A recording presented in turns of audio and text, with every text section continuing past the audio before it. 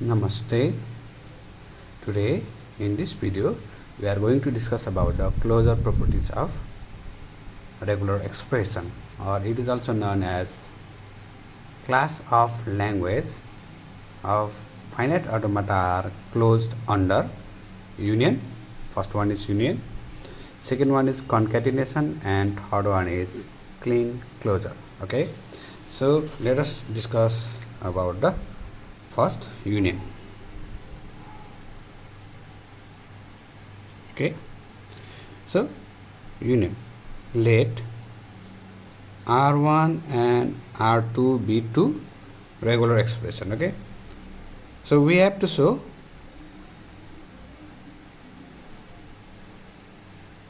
union of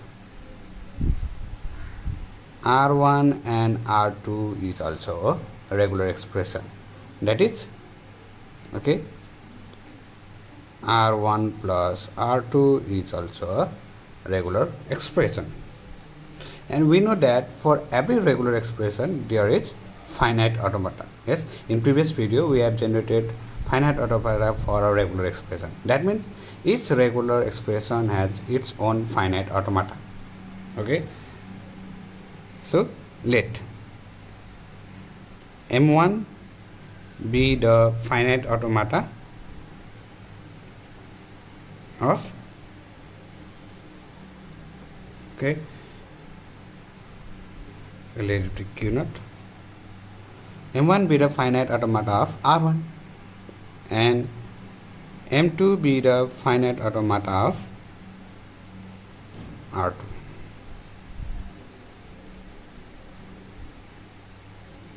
Okay, so we have to construct such a finite automata that this can generate the union of R1 and R2.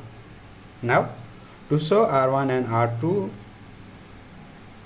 and its union as a regular, we have to show that there exists a finite automata that can process either the string generated by R1 or R2.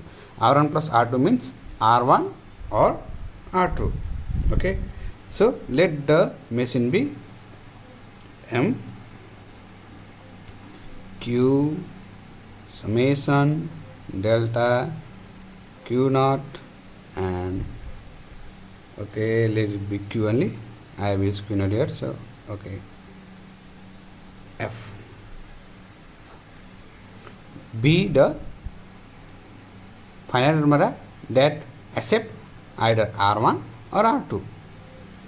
So Q equals to number of state, finite number of states, Q1 union Q2 union Q. Okay, this Q. Next one, summation. So number of string or string symbol is summation 1 union summation 2.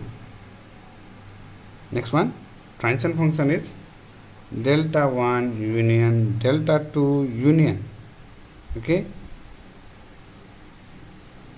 delta Q. When empty string is processed, it gives Q naught. Okay, next it can go either to Q naught dash also, because we have to choose either of R1 or R2. So empty string can move from R1 or R2. Okay, so initial state is Q and final state that may be both F1 union F2. Okay, so let us consider an example to prove this closure properties. Okay, so let R1 equals to 0 0 and R2 equals to 0 1. So then represent the R1 in finite automata and R2 in finite automata. So we can get it as Q naught. R1 initial state is Q naught, Q1 be next state 0 and 0, yes, it is QF. This is final state, so this is M1. Next, So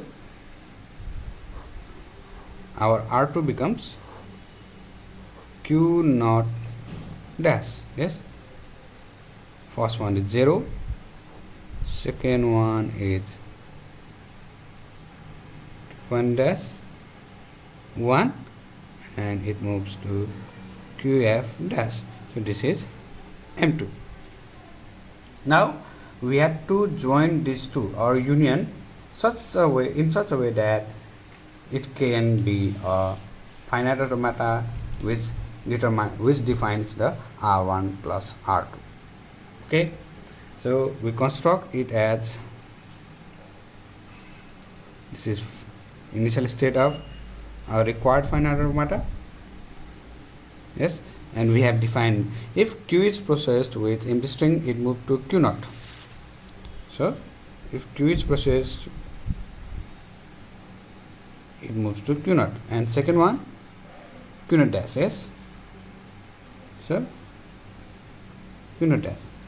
So if it goes through this part or Q naught, then it works as M1, that means R1, and if it works or goes in this part, it works as M2, that means either M1 or M2 is processed, that means either R1 or R2 is processed, that means that is union.